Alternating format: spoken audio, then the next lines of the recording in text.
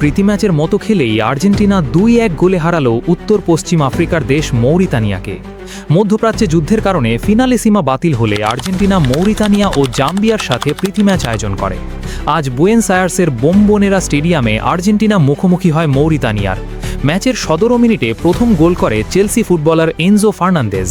Nahuel মলিনার নিখুঁত এক ক্রসে দৌড়ে এসে ট্যাপ ইন করে গোল করে এনজো। মলিনা অ্যাথলেটিকো মাদ্রিদের হয়ে শেষ ২ ম্যাচে ২ গোল করেছেন, আর জাতীয় দলে করলেন ১ অ্যাসিস্ট।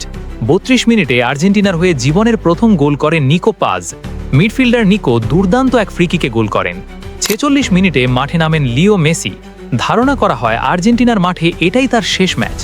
দ্বিতীয়ার্ধে লিওনেল স্কালোনি নতুনদের পরখ করার জন্য বদলি খেলোয়াড় নামাতে থাকেন, ফলে মাঠে কিছুটা কম্বিনেশনের অভাব হয়।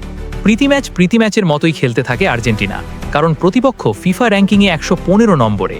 মৌরিতানিয়াকে উড়িয়ে দেওয়ার মানসিকতা থেকে সরে যায় আর্জেন্টিনা। মেসিকেও তেমন গা লাগিয়ে খেলতে দেখা যায়নি। ৯৪ মিনিটে মৌরিতানিয়ার জর্ডান লোফোর্ট ১ গোল করেন। ২-১ জয় পায় মেসির দল। প্রশ্ন হচ্ছে, আর্জেন্টিনা এরকম ম্যাচ খেলে কি পাচ্ছে, যেখানে ব্রাজিল খেলছে ফ্রান্সের সাথে? আর্জেন্টিনা হয়তো মেসিকে দেশের মাঠে আবার খেলার সুযোগ করে দিতে আফ্রিকার দেশগুলোর সাথে খেলছে। আগামী ১ এপ্রিল এই মাঠেই আর্জেন্টিনার জাম্বিয়ার বিপক্ষে খেলবে।